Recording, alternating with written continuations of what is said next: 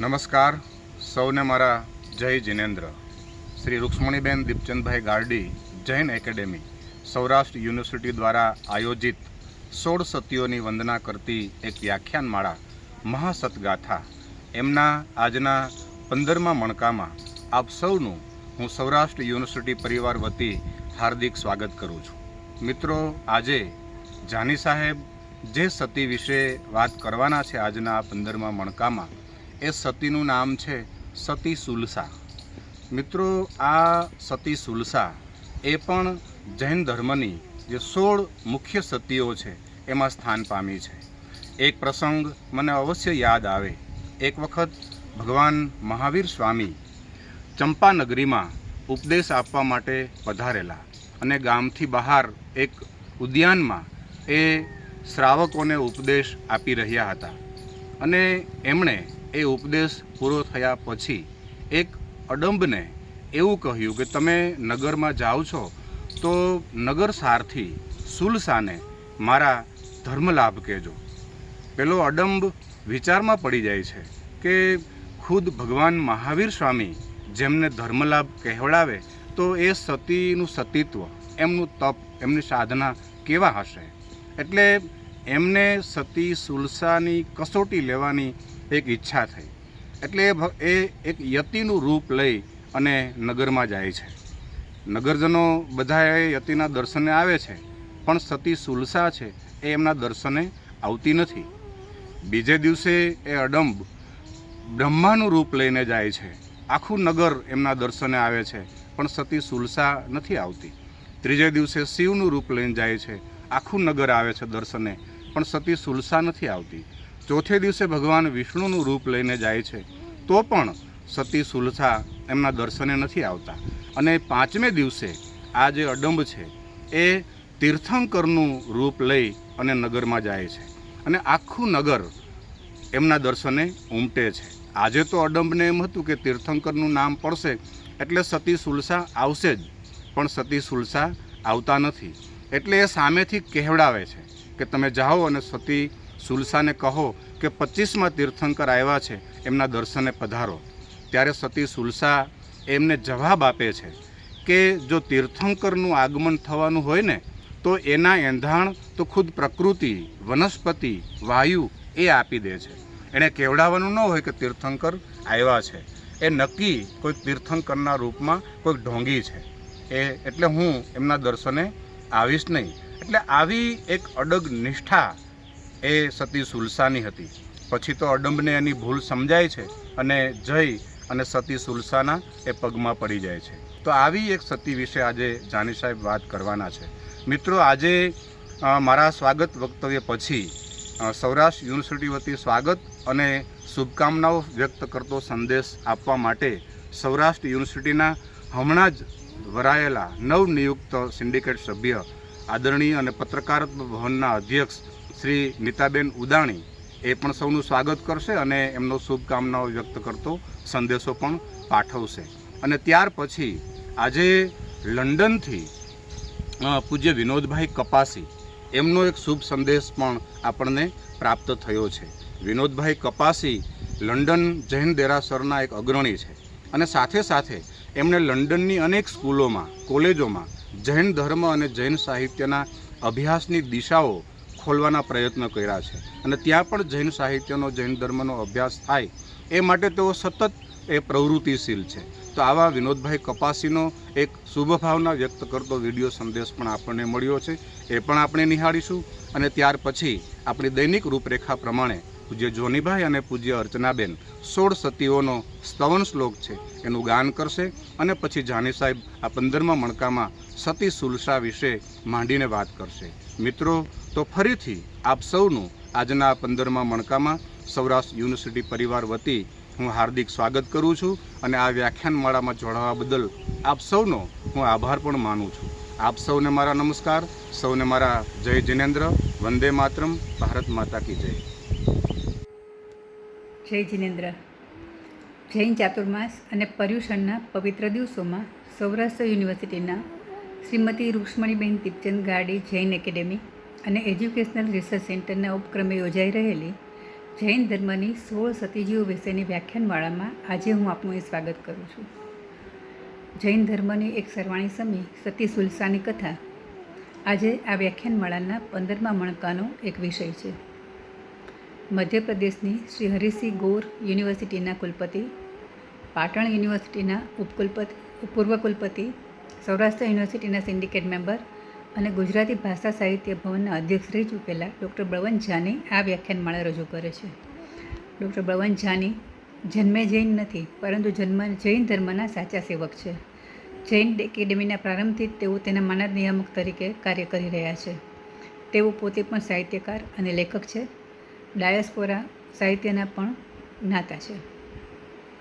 કોરોનાના આ કપરા સમયમાં જૈન ધર્મના સિદ્ધાંતો અને જૈન પરંપરા કેટલા સમયોચિત અને કેટલા ઉપયોગી છે તેની અનુભૂતિ આજે સમગ્ર વિશ્વ કરી રહ્યું છે. વધુને વધુ લોકો જૈન ધર્મના સિદ્ધાંતોથી પરિચિત થાય તે આજે બહુ જરૂરી છે. ત્યારે જૈન એકેડેમી દ્વારા આયોજિત આ વ્યાખ્યાનમાળા ખરેખર એક સ્તુત્ય પગલું છે. આજના સમયમાં પર્યુષણના પવિત્ર દિવસો હોવા છતાં જૈન સમાજ આચાર્ય ભગવંતોના ધર્મલાભનો લાભ મેળવી શકતો નથી. ત્યારે આવી ઓનલાઈન વ્યાખ્યાનમાળા આવકારદાયક છે. આ માટે હું જૈન એકેડેમી અને ડૉક્ટર બળવંત જાનીને ખૂબ ખૂબ અનુમોદના આપું છું. ખૂબ ખૂબ અભિનંદન. જય જિનેન્દ્ર. જય જિનેન્દ્ર. બળવંતભાઈ, આપના પ્રવચનો અને સ્વાધ્યાય સાંભળું છું. ખરેખર ખૂબ જ જાણવા મળે છે. અને આપે જે વિષય પસંદ કર્યો છે 16 સતીઓનો, એ ખરેખર બહુ ઓછા લોકોને એનો ખ્યાલ હોય છે.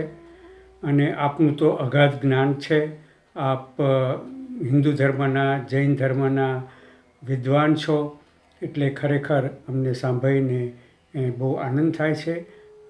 અને હું સમસ્ત લંડનના જૈન સમાજ વતી આપની ખૂબ ખૂબ અનુમોદના કરું છું. સૌને મિચ્છામિ દુક્કડમ. વિનોદ કપાસીના વંદન અને ફરીથી ખૂબ ખૂબ અનુમોદના. चन्दनमालिका भगवती राजीमती द्रौपदी कौशल्या च मृगावती च सुलसा सीता सुभद्रा शिवा कुन्ती शीलवती नलस्य दयिता चूला प्रभावत्यपि पद्मावत्यपि सुन्दरी प्रतिदिनं कुर्वन्तु वो मङ्गलम् कुर्वन्तु वो मङ्गलम् कुर्वन्तु वो मङ्गलम्. જય જિનેન્દ્ર. જૈન એકેડેમી સૌરાષ્ટ્ર યુનિવર્સિટી દ્વારા છેલ્લા 15 દિવસથી આજે 16મો દિવસ જૈન ધર્મમાં અધિકૃત રીતે સ્વીકૃત એવી 16 સતીઓ, એની મહાસતગાથા એટલે કે એનું વ્યક્તિત્વ કેટલું સત અને રૂત પ્રગટાવનારું હતું. આ વસ્તુ વિશે પ્રકાશ પાડવાનો ઉપક્રમ આ વ્યાખ્યાનોમાં મેં જાળવેલ. સાથે સાથે શ્લોકમાં, સ્તોત્રમાં, ઉદયરત્નના આ 16 સતીઓના નામ છે. આજે જે સતી વિશે વાત કરવાની છે તે શ્રાવિકા ધર્મ ને ધારણ કરવાવાળી, ધારણ કરી રહેલી, એને ક્યારેય છોડ્યો નહીં એવી સતી સુભદ્રા વિશે વિગતે વાત કરવાની છે. આમ તો શીલવતી વિશેષણ છે.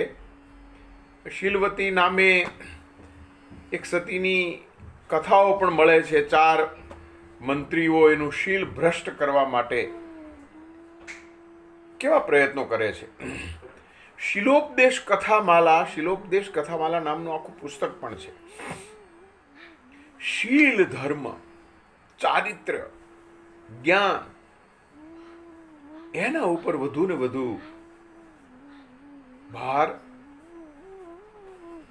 જૈન ધર્મ સંદર્ભે જળવાયેલો છે. ચેલણાને કેટલાકે સતી તરીકે પણ સ્વીકારી છે. બીજા પણ એવા 2-3 નામ એની સાથે સંકળાયેલા મળે છે.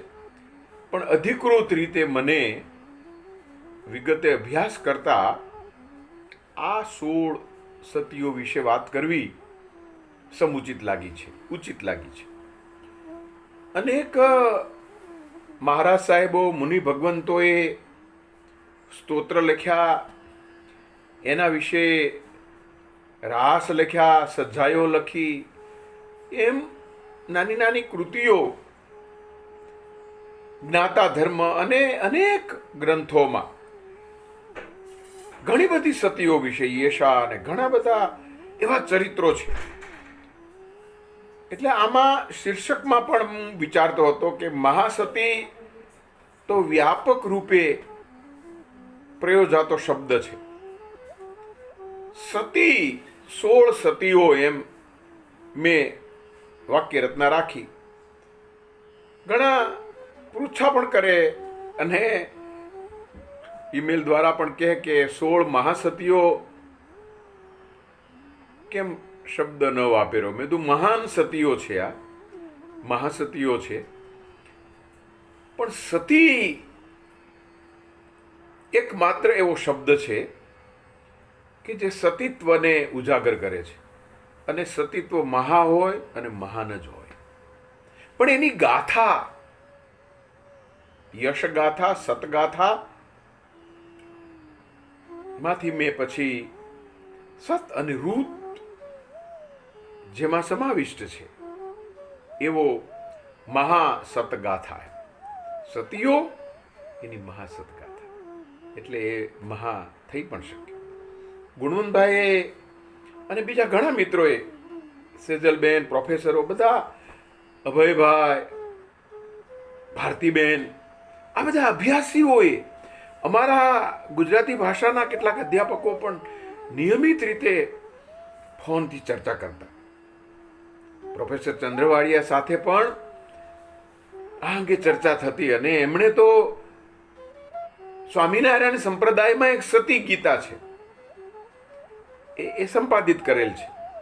પ્રોફેસર માલીજોએ પણ આ સતી ગીતા સંપાદન કરેલ છે. સતી કોણ, સતી કેમ, સતી શા માટે, આવું આખું પુસ્તક પ્રોફેસર ચંદ્રવાડિયાએ બધા ગીતા કાવ્યો સંપાદિત કર્યા. એમાં એક સતી ગીતા પણ એમણે સંપાદિત કરેલ છે. એની સાથે પણ ખૂબ ચર્ચા દિવસોમાં થઈ. આમે જૈન એકેડેમીના ખંડમાં અમે બેઠા હોઈએ ત્યારે જૈન બાલાવબોધ, ટબા, હમણાં પ્રાચીન ગુર્જર કાવ્ય સંચય અને પ્રાચીન ગુજરાતી ગદ્ય સંદર્ભ, આ 2 પુસ્તકો લઈને મેં એટલી બધી કથાઓ શીલને કેન્દ્રમાં રાખીને, શીલોપદેશ કથામાલા તો એના માટેનો આખો એન્સાઇક્લોપેડિક એન્થોલોજી ઓફ જૈન ટેક્સ્ટ છે. જૈન સાહિત્ય કથાઓનો ભંડાર છે, કાવ્યોનો ભંડાર છે. એટલું જ પૂરતું નથી, એમાં ફિલોસોફી, તત્વદર્શન. મુંબઈ યુનિવર્સિટીનો તો જૈન એકેડેમી ફિલોસોફીને જ સમર્પિત હતી. અંતરકર સાહેબ ને બધાએ ખૂબ કામ કર્યું. પછી આ બધા મિત્રોએ સરસ રીતે, સેઝલબેન વગેરે, ત્યાં જૈન એકેડેમી સાહિત્ય, જૈન સાહિત્ય એકેડેમી શરૂ કરી. બહુ આવશ્યક છે. મેં તો જૈન કથા સાહિત્ય એવો એક નાનકડો કોર્સ પણ કરેલો જૈન એકેડેમીના ઉપક્રમે. પ્રવીણભાઈ પુંજાણી એ વખતે અમે 22 શ્રાવકોને દાખલ કરેલા. અને એમાં બધી કથાઓની વાત કરેલી, ધર્મકથાનો યોગ અને અનેક કથા, જૈન ચરિત્ર કથા કેવા પ્રકારની છે, કેવા વિષય સામગ્રી વાળી છે, એની અભિવ્યક્તિ કેવી છે, ખૂબ મિત્રોએ એમાં રસ લીધેલો. એ બધું યાદ આવે છે. જૈન ચરિત્રો, જૈન તત્વદર્શન, જૈન સંગીત. હમણાં અમે જૈન એકેડેમીના ઉપક્રમે એક પ્રકલ્પ હાથ ધર્યો છે કે જે સજ્જાઈઓના મૂળ ઢાળ છે ને, મૂળ આપણા પ્રાચીન મધ્યકાલીન, એ ઢાળને બદલે હવે બીજા ઢાળ આવી ગયા છે. બીજા તો ઠીક, પણ ફિલ્મી ગીતના ઢાળમાં સજાયો ગાય એટલે આપણને રૂચે નહીં, પણ પોપ્યુલર એ છે, ગવાય છે. એટલે મેં નક્કી કર્યું કે કેટલીક સજ્જાઈઓના નોટેશન કરાવવા. અમે જાડેજા જામનગરના આપણા, એની પાસે નોટેશન કરાવાય કે ખૂબ પૈસા. મેં તો ભલે જે કયો એ આપીશ, પણ મને નોટેશન. અને આશ્ચર્ય થશે, એ નોટેશનો કરી આપ્યા પછી એમનો દેહ, એટલે એનું છેલ્લું કામ જૈન સજ્જાઈઓના નોટેશન કરી આપવા. હવે એ નોટેશન સજ્જાઈઓનું કલેક્શન કરવું છે, સંપાદન કરવું છે. પ્રાચીન પરંપરા પૂજામાં, અર્ચનામાં, વ્રતમાં જાળવી રાખી છે, એવી ગાનમાં આપણે જાળવવી પડશે અને જાળવવા માટે થોડા ઘણા પ્રયત્ન કરવા પડશે. સુભદ્રા કથાનકની, સતીની વાત કરતા કરતા આખી ચિંતન જે ચાલતું હોય છે, એટલે સતત એ વાતમાં આવ્યો. પણ મૂળભૂત વસ્તુ આ હતી કે લગભગ 16 જ કેમ 16 જ છે. 6 ને 1 7, એ આંક પણ જૈન ધર્મની દૃષ્ટિએ મહત્વનો પણ છે. સાંખ્ય શાસ્ત્રની દૃષ્ટિએ પણ સપ્તદ્વીપ, સપ્તપાતાળ આપણે જાણીએ છીએ બધું. પણ આ 16 સતીઓ, એના નામ, એને નિશ્ચિત કરવા, એના પ્રસંગો નિશ્ચિત કરવા, આ આખો ગ્રંથ થશે ત્યારે ખ્યાલ આવશે કે મેં દાખલા તરીકે ચરિત્રના 8 પ્રસંગો લગભગ ગણવાનું રાખ્યું હતું. બધામાં ક્યાંક 11 થયા છે, એકાદમાં 7 પ્રસંગો બસ. બાકી 8 થી 11 જેટલા પ્રસંગો લઈને એ ચરિત્ર મૂકવું. પણ મૂળ લેખનમાં તો મેં 15, 16 લગભગ રાખ્યા છે પ્રસંગો બધાના. એના ચરિત્રને પૂર્ણ ખ્યાલ આવે એટલે એવા પ્રસંગો, એવી ઘટનાઓ, એવી વિગતો, તથ્ય, તત્વ અને એનું તંત્ર. તો એ દસ્તાવેજી આધારવાળા ગામના નામનો પણ બહુ મહિમા છે. અહીંયા પણ આવે છે કે વસંતપુર નામનું નગર છે, એનો જીત શત્રુ નામનો રાજા છે અને એને જીનદાસ નામના મંત્રી છે. લગભગ બધા સતી કથાનકો કા રાજા સાથે સંકળાયેલા છે, કા એના મંત્રી સાથે સંકળાયેલા છે. સતી ચરિત્ર નો અનુબંધ મંત્રી સાથે અથવા રાજા સાથે છે, પણ એ શ્રાવક ધર્મને પાળવા વાળા છે. આ જીનદાસ, એની પત્નીનું નામ છે તત્વમાલિની. તમે નામ જુઓ બધાના. સતીઓના નામ તો બરોબર છે, પણ સતી સાથે સંકળાયેલી વ્યક્તિઓ જે છે એના નામની યાદી કરશો તો તમને એમાં ગુણનો ખ્યાલ આવશે. એક થીસિસ છે, place name and personal name in 16 Sati text. સ્થળ નામો અને વ્યક્તિ નામો કેવા છે, આ પણ એક અભ્યાસનો વિષય છે. આપણા પુરાણમાં, વેદમાં, ઉપનિષદમાં અને પછી મધ્યકાળમાં નામ કેવી રીતે પરિવર્તિત થતા ગયા. અને એ નામનું પણ ઘણું મહત્વ છે કે આ પ્રકારનું નામ, આ પ્રકારના સ્થળ, તો સ્થળ નામો, વ્યક્તિ નામો, 16 સતીઓની કથા અંતર્ગત એવું પ્રતિપાદિત એમ કર્યું છે કે આ ઓછામાં ઓછી 1000 વર્ષ પ્રાચીન કથાઓ છે. આ પેટર્ન નામની છે ને એ આટલી જૂની છે. એટલે the authenticity and the authorship and the reliability of the text એ નક્કી કરવા માટે પશ્ચિમના વિદ્વાનોએ આવા આધારો લીધા છે પુરાણમાં મળતા નામો. એટલે એટલું તો સમય નક્કી થઈ ગયો કે 2500 વર્ષથી જૂની તો આ કથાઓ છે જ. તો કથાઓની પ્રાચીનતાની પ્રતીતિ કરાવતા અભ્યાસો ખૂબ થયા છે.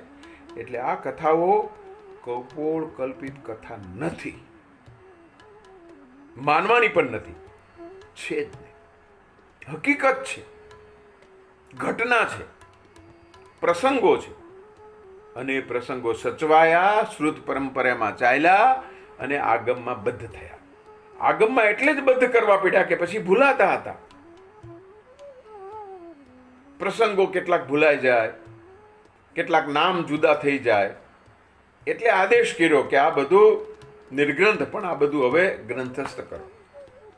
એટલે વલ્લભીમાં બધા આગમોની રચના થઈ અને આગમો બધી સંપાદિત પણ કર્યા છે. જંબુ વિજયજી મહારાજ સાહેબની જે સંપાદિત ટેક્સ્ટ આગમની છે, મહાવીર જૈન વિદ્યાલય દ્વારા પ્રકાશિત, તમે વાંચો તો ખ્યાલ આવે કે એનું જંબુ વિજયજી મહારાજ સાહેબનું જ્ઞાન. તો આ જીનદાસ અને તત્વ માલિની એટલે શું? તત્વને જાણનારે માળારૂપ એવી આ એની પુત્રી સુભદ્રા છે. હવે પતિ શ્રાવક ગુણો ધરાવનારો હોય, નિત્ય 12 વ્રતને પાળનારો હોય, એવી જ શ્રાવિકા પત્ની હોય અને એની પુત્રી આ રાજાના દરબારમાં મંત્રીના ઘરમાં ઉછળતી હોય, એ કેવી હોય? કશી ખોટ ના હોય અને બધી સુવિધાઓ હોય, સંપત્તિ હોય, અને તમે અન્ય જગ્યાએ ફંટાવ નહીં,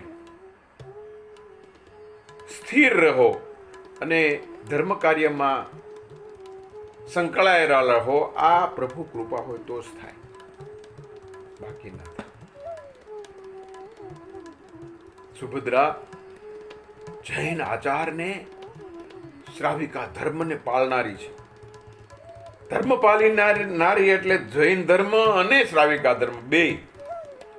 તમે જૈન ધર્મનું પાલન કરો પણ શ્રાવક ધર્મ કે શ્રાવિકા ધર્મનું પાલન ન કરો એવું બને. ઘણા એવા ગુણો હોય, મૂલ્યો હોય કે જેને જાળવતા ન હો અથવા જાળવવાનું વલણ પણ ન હોય. આવા અનેક લોકો અવલોકવા પણ મળે. પણ અહીંયા સુભદ્રામાં બે વસ્તુ છે. એટલે પહેલા તો આ જ ખ્યાલ આવે છે કે એ શ્રાવિકા છે અને જૈન ધર્મને પાળે છે. એટલે પિતાને ચિંતા થઈ કે આવી ધર્માનુરાગીતા ધરાવનારી મારી સુપુત્રી, એને માટે યોગ્ય જૈન યુવક સધાર્મિક શોધવો ઘણો કપરો છે. ઉપાશ્રયમાં જાય, જુએ, પણ નગરમાં બહાર ક્યાંય ધ્યાનમાં ન આવે. એની શોધ આ ચાલે. બાજુના નગરનો એક વિપરીત ધર્મવાળો, આમ તો ચંપકનગરનો ધનદાસ એનું નામ, એ યુવક વેપાર વાણિજ્ય અર્થે આ વસંતપુરમાં આવે. ત્યાંથી વસંતપુરમાં આવે, ચંપાનગરીમાં જાય, પાછો આવે. પણ એણે જોયું કે આ યુવતી સામુદ્રિક શાસ્ત્રની દૃષ્ટિએ, વ્યક્તિત્વની દૃષ્ટિએ અનુપમ છે. આને જ મારે પામવી છે, પ્રાપ્ત કરવી છે. લોકો દ્વારા જાણ્યું, ખબર પડી કે આ તો રાજાના મંત્રીની દીકરી છે અને એને મેળવવી એ કાંઈ સરળ નથી. જૈન, ચુસ્ત જૈન, એના મૂલ્યો પાળવનારો, પાળતા હોય એને સાથે વધારે સંબંધ સ્થાપનારો આ જીનદાસ છે. ધનદાસે નક્કી કર્યું કે મારે આ બધું જાણી લેવું પડશે. એટલે બધા જૈન આચાર જાણી લીધા,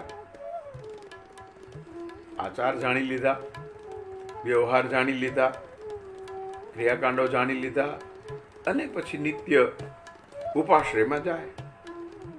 સરસ રીતે બેસે, પાલન કરે, બોલે, સાથે સાથે સ્તોત્ર બધું કરી લીધું, ગોખી લીધું. ગોખી લીધું મેં બોલ્યું, ભણી લીધું નહોતું. સાહિત્ય ભણવું અને સાહિત્ય ગોખવું. આપણે સાહિત્ય ભણવાનું છે. જૈન સ્તોત્રો ભણવાના છે, ગોખવાના છે. પછી ભણો એટલે યાદ રહી જાય. તો આણે તો આ બધું કરી લીધું ને સ્તોત્ર બોલતો હોય ને આગળ બેસતો હોય, એટલે આણે જીનદાસના ધ્યાનમાં આવી કે આ છોકરો સરસ છે, યુવક છે, તેજસ્વી છે. જાણ્યું તો ક્યાંય તો અહીં વેપાર માટે આવતો હોય છે અને સમય હોય એટલે ઉપાશ્રયમાં આવે છે. એટલે એક દિવસ ઉપાશ્રયમાં પૂછ્યું કે આપનો પરિચય શું, આપ ક્યાંથી પધારો છો? તો કે ધર્મ કાર્યમાં વ્યસ્ત હોઈએ એવા સ્થાને સ્થૂળ, ભૌતિક, સાંસારિક બાબતોની ચર્ચા ન કરવાની હોય. આપ તો શ્રેષ્ઠ શ્રાવક છો ને હું તો હજી યુવાન છું, તો શા માટે આવું કરીને આપણે કર્મ ફળ બાંધવા? વધારે રાજી થઈ જાય છે કે વાહ, હા બરોબર છે, જય જીનેન્દ્ર. બીજા દિવસે કે આવતીકાલે મારે ત્યાં ભોજન માટે પધારશો? તો કે હા ચોક્કસ આવીશ. બીજે દિવસે ઉપાશ્રયમાંથી ઘેરે લઈ ગયા, ભોજન માટે બેઠા, પીરસાણું. પછી કે આજ અઠમ છે, મારે 3 જ વસ્તુ લઈશું કોઈ પણ આમાંથી, દાળ, પાણી અને રોટલી, બસ. પછી જૈન ધર્મની રીતિ પ્રમાણે ભોજન કર્યું. પછી થાળીમાં પાણી નાખીને બધું પી ગયા. આચાર જોઈને જીનદાસ બહુ પ્રભાવિત થઈ ગયો. આપણી નબળાઈ શ્રાવકની આ છે. પછી બહુ વિચારીએ નહીં, વિચારવું જોઈએ એ શીખવા માટેની આ કથા છે. થિંક, મેં કીધું ને, નિરખવું, પરખવું, દેખંદા, નિરખંદા, પરખંદા, એમ 3 વાત આવી હતી. આ આપણો ધર્મ છે, પણ ચૂકી ગયા એટલે હેરાનગતિ. એટલે આ જીનદાસે તો ધર્મદાસનું આ બધું જાણી લીધું, બુદ્ધદાસનું. અને આવા બુદ્ધિશાળી, આવા યુવક જૈન ધર્મનું આચરણ કરો છો, તો મારી પુત્રીનું પાણી ગ્રહણ આપ કરો એવી મારી ઈચ્છા છે. એટલે આપણે કે ના, મારી તો રૂપ, ગુણ, પૈસાની આવશ્યકતા નથી, પણ ધર્મ અભિમુખ હોય એવી યુવતી ઈચ્છું છું. એટલે આપ તો કે મારી પુત્રી એવા જ ગુણ ધરાવે છે. એની સાથે સંબંધ નક્કી થયો, લગ્ન થયા અને સુભદ્રા બુદ્ધદાસ ને કન્યાદાન કર્યું અને ઘેરે ગયા. આવ્યા પછી ખ્યાલ આવ્યો કે આ બુદ્ધદાસ તો લુચ્ચાય, વિપરીત ધર્મનો છે. ઘરમાં બૌદ્ધ ધર્મના બધા ઉપાસકો છે અને આ ધનદાસ પોતે પણ બૌદ્ધ છે. માત્ર દેખાડો કરવા માટે જ એણે આ ધારણ કરેલું જૈન ધર્મનો વેશ. પણ કરે શું? હવે જૈન ધર્મ પાળવાનો છે અને પાછો શ્રાવિકા ધર્મ પાળવાનો છે. આ બે વસ્તુ એને પાળવાની છે. ક્યાં? જૈન વાતાવરણમાં નહીં, જૈન પરિવારમાં નહીં, અજૈન પરિવારમાં, અજૈન લોકો સાથે. બૌદ્ધ મતાવલંબી હોવાને કારણે એ તો એ બધી ક્રિયાઓ કરે.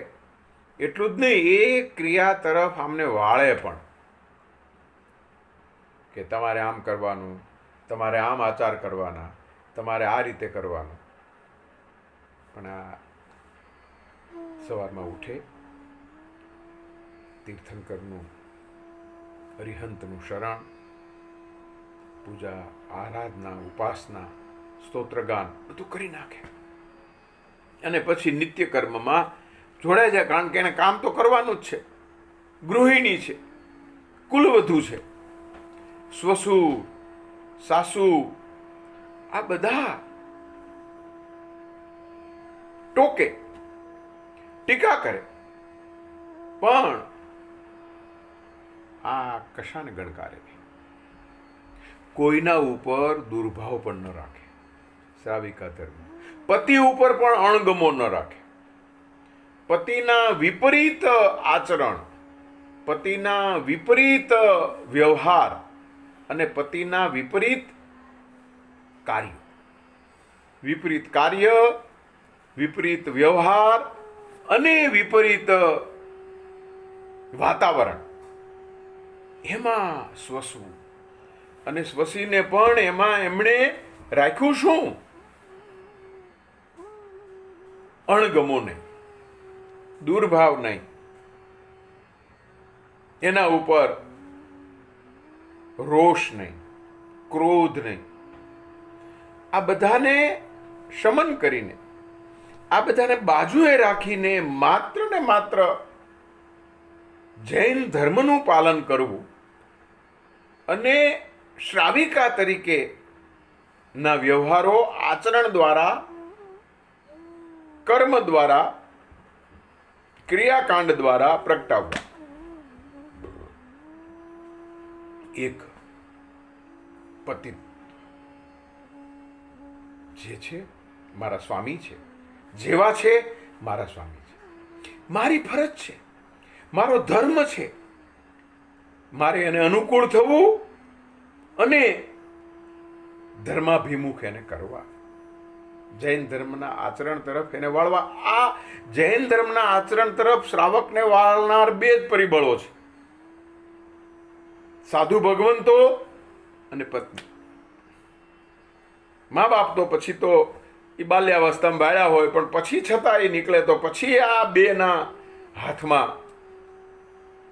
રાજ શબ્દ વાપર્યો છે, લગામ બે જણા પાસે છે. એમાં અને સાધુ સંતો તો કોઈ છે નહીં, એટલે બધું જ કામ શ્રાવિકા ઉપર આવ્યું છે અને એ પાળે છે. એ રીતે જ વ્યવહાર કરે છે. જૈન મહારાજ સાધુ ભગવંતોને વહોરાવે, આ લોકો ટીકા કરે, આ લોકો ગમે તેમ બોલે કે તો પણ એ એમ જ કે બરોબર છે, હા બા આપની વાત સાચી છે, આપ બરોબર કહો છો, જોઈશું. અને પોતાનો આચાર, પોતાનો વ્યવહાર એમાં બદ્ધ રાખે, એમાં સહેજ પણ આંચ ન આવે, એમાં સહેજ પણ ખોબો ન પડે, ખાડો ન પડે, એની કાળજી રાખે. પર્યુષણ હોય, આયંબિલ કરવાના હોય, અચ્છમ હોય, બધા જ વ્રતો ધારણ કરે અને પોતાનો ગૃહસ્થાશ્રમ ધર્મ બજાવે છે, પાળે છે અને મનમાં સેજ ખેદ નથી. કર્મ ફળ છે, માનની સ્વીકાર લીધું છે, જે થયું છે એ થયું છે. આ વસ્તુ બહુ મહત્વની છે. પ્રાપ્ત પરિસ્થિતિને સ્વીકારવી, કર્મના ફળ રૂપે સ્વીકારવી અને ધર્મમાં બદ્ધ રહેવું, શ્રદ્ધાવાન રહેવું, એ શ્રાવિકાનું પહેલું કર્મ છે. પ્રાપ્ત પરિસ્થિતિ એટલે પતિ આ વાતાવરણ, આ ધર્મ, આ બધી પરિસ્થિતિને સ્વીકારી લીધી એણે અને નક્કી કરી લીધું કે આ છે, આ મારી નિયતિ છે, આ મારું ભાવિ છે. મારે એને અનુકૂળ થઈને એવી રીતે રહેવું કે એ મને અનુકૂળ થાય. ધર્મના, શ્રદ્ધાના બળથી. તો આમ સુભદ્રા સતત વ્યસ્ત રહીને ધીરે ધીરે ધીરે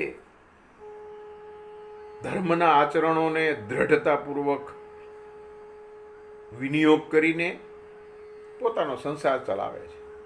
સમય પસાર થાય છે. સાસુ સસરા ટીકા કરે, ટોકે. એક વખત કહ્યું બુદ્ધદાસે પણ કે તમે જરા અનુકૂળ થઈને રહો, તમે જરા માતા પિતાનું માન રાખો. તો કે હું સમાદર જ રાખું છું, એ નથી રાખતા મારા પરત્વે, એની ક્યારેય ફરિયાદ પણ મેં તમને કરી નથી. પણ આપ એમને કહો, હું પણ આપને વિનવું છું કે તેઓ હવે ધર્માભિમુખ થઈને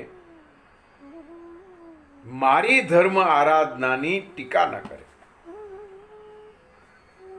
આમ જ્યારે કહ્યું ત્યારે ધનદાસ એની ઉપર ગુસ્સે થયો. મારી માનું અપમાન કરો છો તમે. એની સાથે કંકાસ, કલહ એવા શબ્દો વાપર્યા છે. કલહ કરે છે, કંકાસ કરે છે, અને હું ત્યાગ કરીશ ને આમ એવું બધું વિપરીત વ્યવહારમાં પણ આ સ્વસ્થ, અટલ, અડગ, અચલ રહે છે. આ બધા સતી પદ તરફ જવાના સોપાન છે, એ શ્રેણી છે, પગથિયા છે. એક વખત સાધુ ભગવંત વહોરાવા આવ્યા.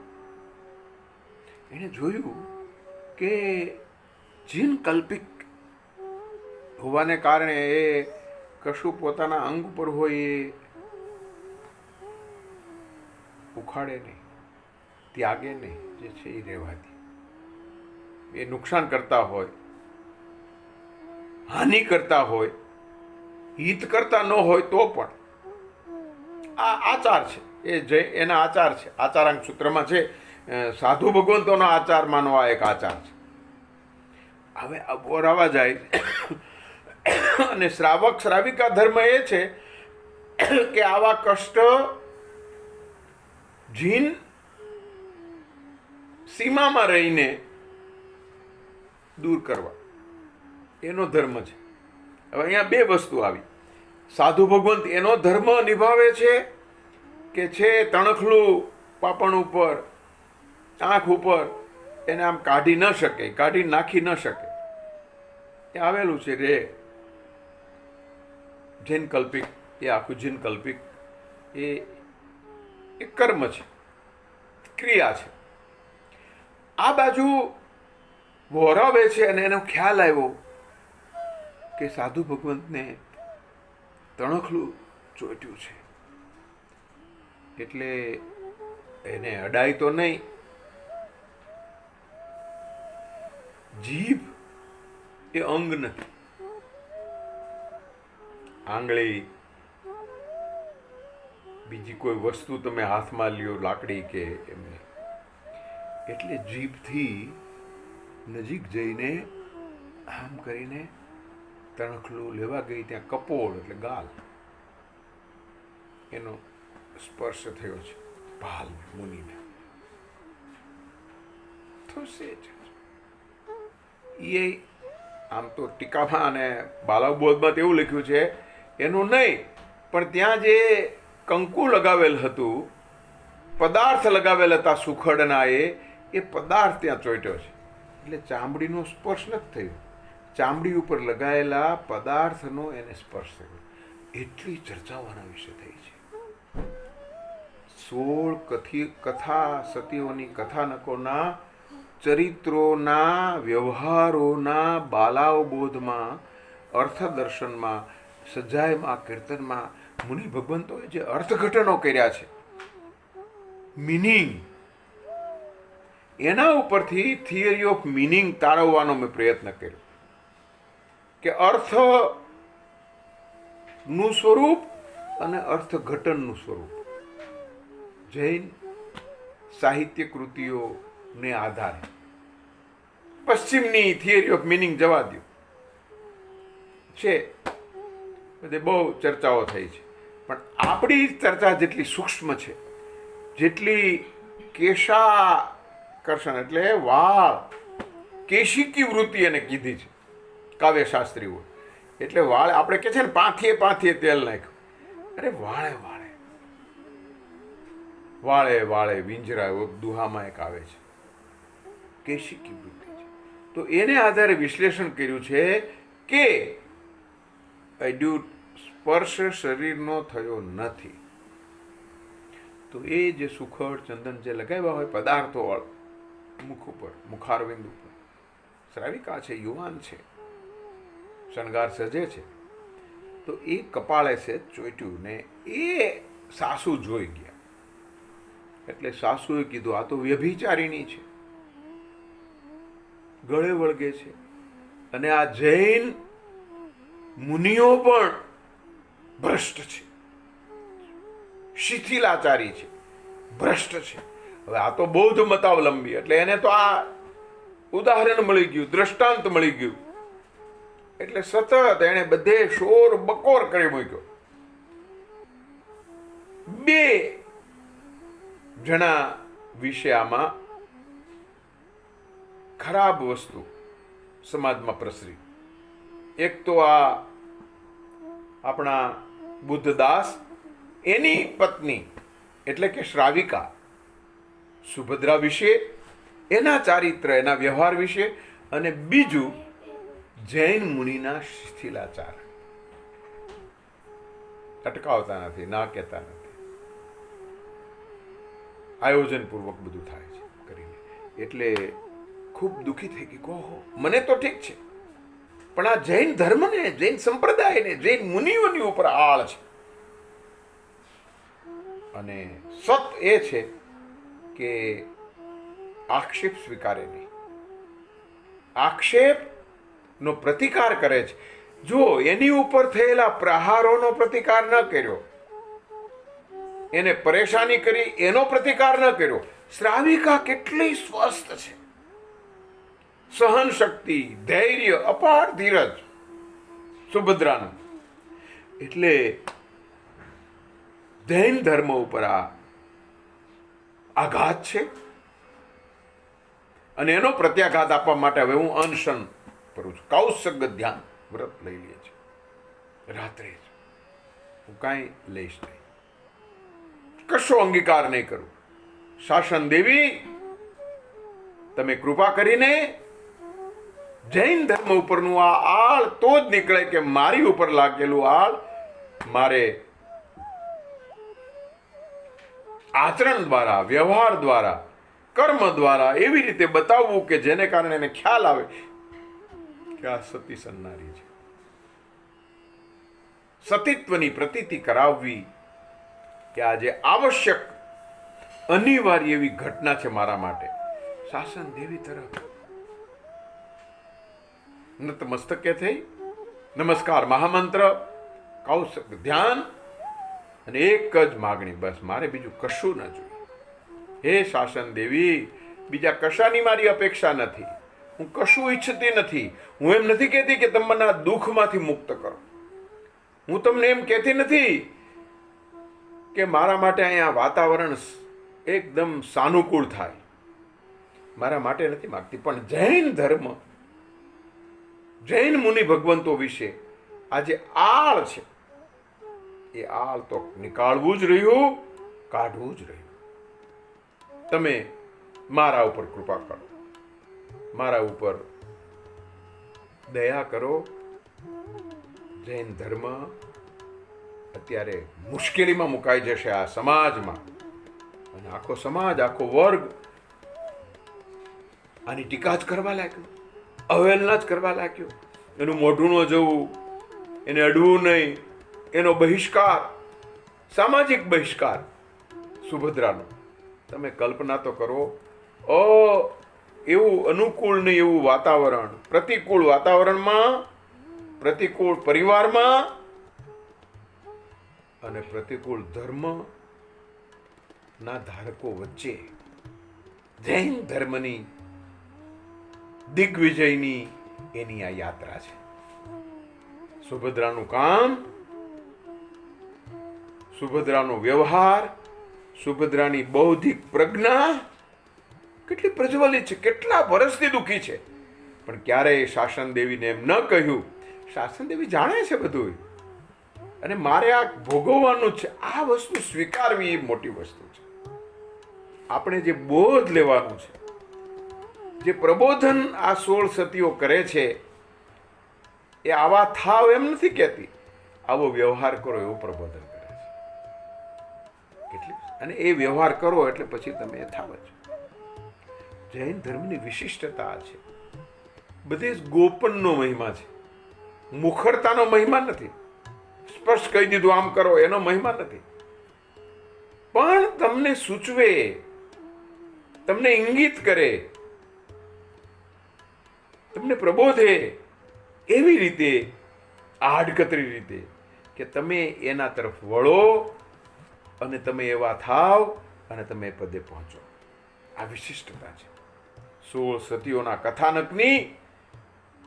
બીજી કથાઓ કરતા વિશિષ્ટતા આ છે.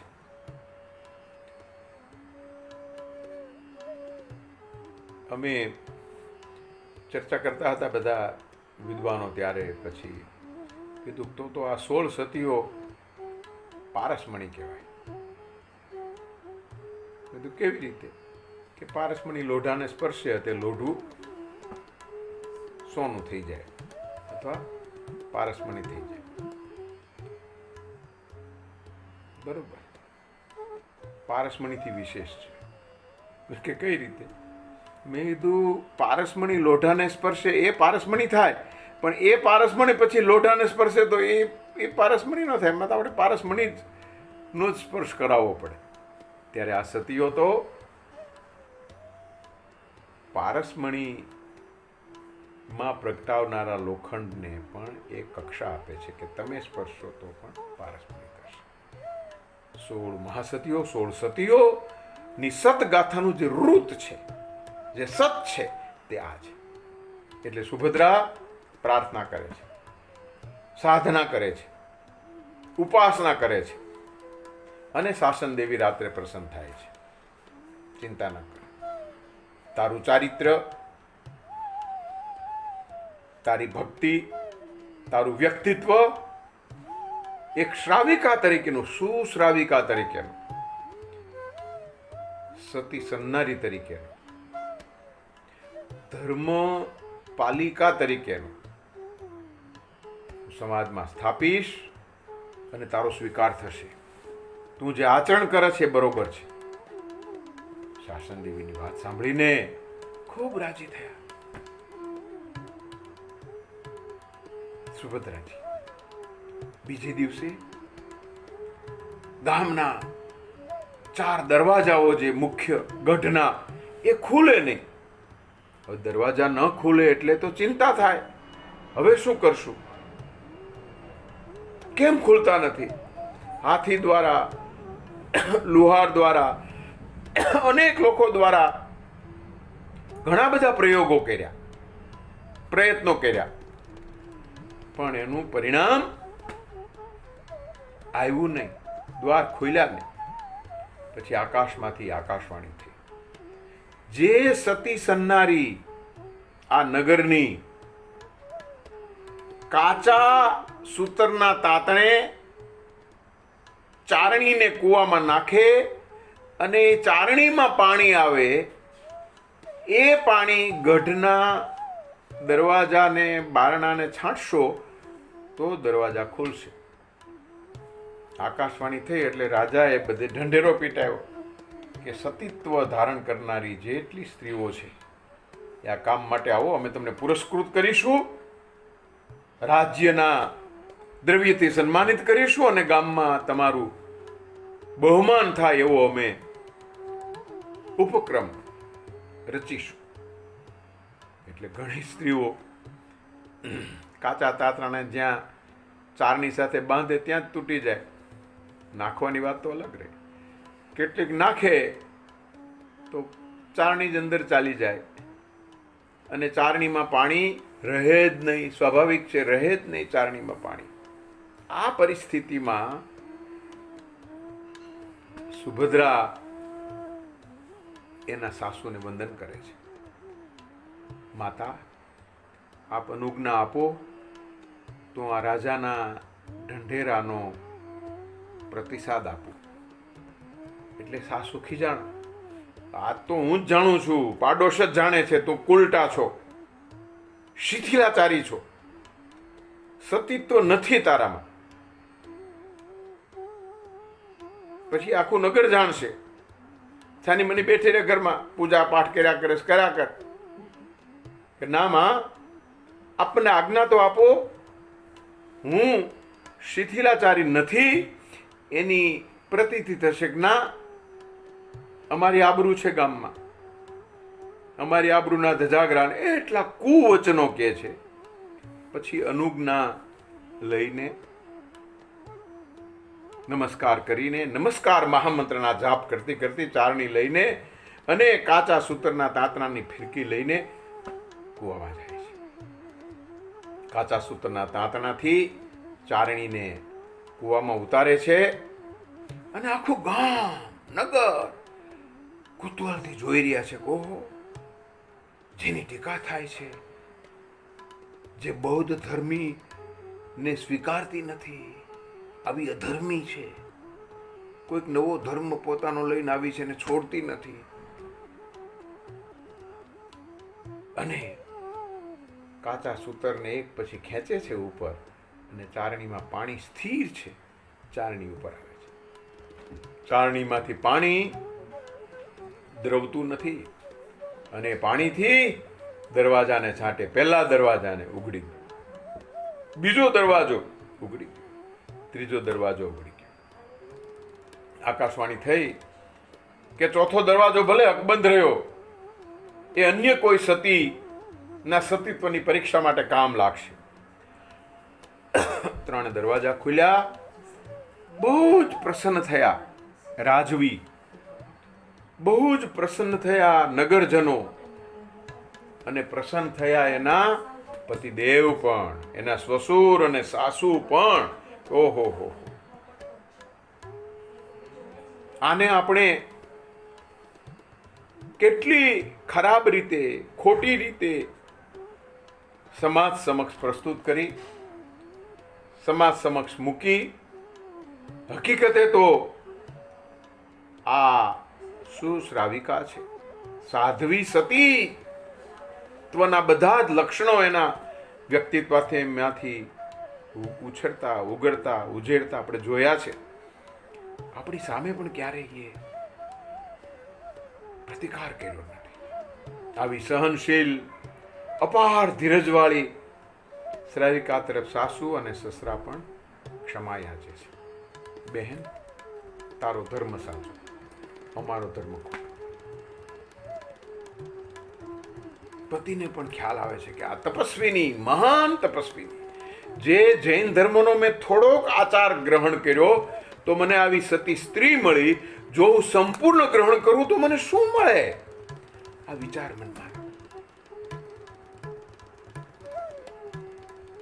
નગરના લોકોને થયું કે ઓહો, આવા શ્રાવિકાના વલણો, કાર્યો, મૂલ્યો, વ્રત આપણે પણ અપનાવવા જોઈએ. જૈન ધર્મ,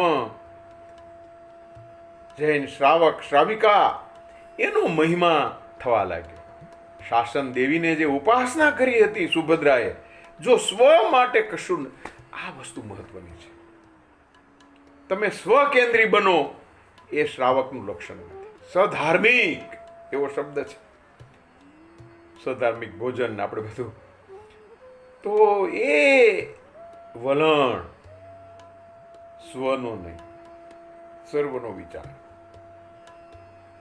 ધર્મનો વિચાર, તમે જ્યાં સુધી પોતાને છેડે મૂકતા નથી, સાવ છેવાડે રાખતા નથી, ત્યાં સુધી તમારો મોક્ષ નથી. આવું સૂત્ર છે.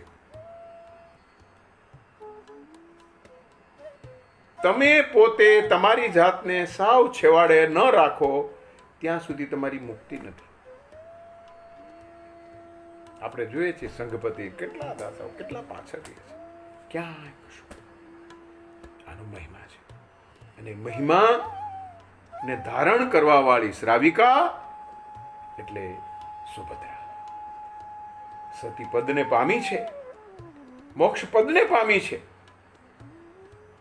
એણે શ્રાવિકા ધર્મની પાલિકા રહી, પણ શ્રાવિકા ધર્મની પાલિકા એટલે જૈન ધર્મની અનુપાલિકા. તો જેમાં બે વસ્તુ આવી જાય છે, એવા ધર્મનું પાલન કરીને મહાન સતી તરીકે, ઉત્કૃષ્ટ માણસ તરીકે, વ્યક્તિ તરીકે એ સમાજમાં, રાષ્ટ્રમાં, રાજ્યમાં સ્થાપિત થઈ. એટલે મેં કહ્યું કે આ કથા વ્યક્તિની કથા નથી, માનવીની કથા છે. કોઈક વ્યક્તિ સુભદ્રા નહીં, કોઈ પણ માનવી આ બની શકે, નરમાંથી નારાયણ થઈ શકાય એવો આ મનુષ્ય ધર્મ મેળ્યો છે. મનુષ્ય યોનિમાં, અને એમાં જૈન શ્રાવક કુળમાં આપણને જન્મ પ્રાપ્ત થયો છે. એ જન્મ જન્માંતરના પુણ્ય કર્મના ફળે, કર્મના બળે, પણ અત્યારે તમે એવા કર્મ ફળ, એવા ધર્મ ફળ નું આચરણ કરો કે પછીનો જન્મ વધારે સારો, વધારે સમૃદ્ધ, વધારે ઉત્કૃષ્ટ પ્રાપ્ત કરી શકો. સતી કથાઓ એની મહાસતગાથા આ છે. મહાસતગાથા એટલે કોની દીકરી શું વ્રત કર્યા, કેટલા એમ્બિલ કર્યા નહીં, કેટલી નહીં, કેટલા ઉપવાસ કર્યા નહીં. વ્રત દ્વારા ધર્મના વિકાસ માટે, વિસ્તાર માટે, ધર્મની સ્થાપના માટે તમે આંશિક પણ મદદરૂપ થઈ શક્યા હો તો એ મોટી ઘટના છે. જૈન એકેડેમીનું એક મોટું સ્તુત્ય પગલું છે. યુનિવર્સિટી કઈ ધર્મના કોર્સ ન કરે, જૈન ધર્મ પૂજન વિધિના કોર્સ ન કરે, પણ જૈન ધર્મના સાહિત્યમાં કેવી કથાઓ છે, એનો એક ઇતિહાસ, એની એક શૃંખલા રજૂ કરે અને માનવ ધર્મ શું છે, માનવ કાર્ય શું છે, માનવની મહત્તા શેમાં છે એ સ્થાપી આપે. સ્ત્રી સશક્તિકરણની આજે વાત કરીએ છીએ, પણ સ્ત્રી કેટલી સશક્ત હશે કે આવા વિપરીત વાતાવરણ વચ્ચે પોતાનો અટલ ચહેરો એ અક્ષુણ રાખી શકી. એ હિંમત ન હારી, એણે આત્મહત્યા ન કરી, એણે વિપરીત વર્તન કરીને કલહ ન કર્યો, કલહ સહન કર્યો. આ જૈનત્વ છે. અત્યારે વિષય, અત્યારે કામ, અત્યારે ક્રોધ, અત્યારે હિંસા આખા વિશ્વને ઘેરી વેળા છે. વિશ્વને આ વિષયમાંથી એટલે કે કામ વિકારમાંથી, રાગમાંથી, હિંસામાંથી ઉગારનારું કોઈ પરિબળ હોય, ઉગારનારું કોઈ તત્વ હોય તો જૈન તત્વ છે. જૈન તત્વનો આખો ઇતિહાસ એ કહે છે. કેવા કેવા શ્રાવકો થઈ ગયા, કેવી કેવી શ્રાવિકાઓ થઈ ગઈ, એની વાતો ક્યારેક માંડીશું. પણ કેવી સતીઓ થઈ ગઈ, એવી આ 16 સતીઓની મહાસતગાથા તમારી સમક્ષ ઉઘાડવાનું બન્યું, ઉદ્ઘાટિત કરવાનું બન્યું. એ મારા જીવનની પણ ચિર સ્મરણીય ઘટના છે. કેટલા બધા વિદ્વાનોએ ગુણાનુવાદ કર્યો, અનુમોદના કરી. મા સતીજીઓએ, મુનિ ભગવંતોએ, નમ્ર મુનિ મહારાજ સાહેબથી શરૂ કરીને પારસ મુનિ, કેટલા અને ખૂબ આનંદ છે.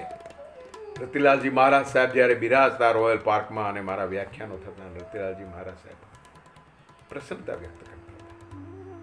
હરેશભાઈ વોરાએ અને ચંદ્રકાંતભાઈએ કીધું કે બળવંતભાઈ, તમે મહારાજ સાહેબને કેટલા પ્રસન્ન કરો છો, કેટલા આનંદ થાય છે. નમ્ર મુનિ મહારાજ સાહેબ પ્રસન્ન થાય. મહારાજશ્રીઓને પ્રસન્ન કરી શકું છું કારણ કે આ જૈન ધર્મની કથાનું સાહિત્ય એવું છે. એ સાહિત્ય એવી ગુણવત્તા વાળું છે, એવું પ્રભાવક છે કે જેનું તત્વ આપણને જૈન કર્મના સિદ્ધાંતનો પરિચય કરાવે છે. યશો વિજયજીની કૃતિઓમાંથી જૈન યોગ, આનંદગણની કૃતિઓમાંથી એનું સ્વરૂપ મળે છે. કઈ રીતે પાતંજલિ યોગ સૂત્ર જૈન દ્વારા કઈ રીતે વિકસિત થયું અને વધુ પ્રયોજાયું, એની ચર્ચા પણ આવશ્યક છે. આજે વધુ ને વધુ આ આવશ્યકતા જૈન ધર્મના વૈશ્વિક સિદ્ધાંતોની વાત કરવાની છે, સમજવાની છે. બધા લોકોનો આટલો પ્રતિસાદ, આટલી બહોળી સંખ્યામાં શ્રોતાઓ હોય, અને મને પણ આ દિવસોમાં આમ એક એવું વાતાવરણમાં હું રહ્યો છું, પ્રસન્ન. કલાક પોણી કલાકના વક્તવ્ય માટેનું આજ સુધીનું વાંચન મને આમ આમ આમ સહજ રીતે જ બધું સ્મરણમાં આવે. મુદ્દા ગોઠવા હોય, રાખ્યા હોય, પણ કંઈક જુદી જ દિશામાં ચાલી જાય. મહારાજ મુનિ ભગવંતોની કૃપાનું આ ફળ છે. જંબુ વિજયજી મહારાજ સાહેબના આશીર્વાદ, શ્રીચંદ્ર વિજયજી મહારાજ સાહેબના, રતિલાલ મહારાજ સાહેબ, જનક મુનિ, કેટલા જયંત મુનિ કલકત્તા, કેટલા બધાના આશીર્વાદ પ્રાપ્ત થયા છે.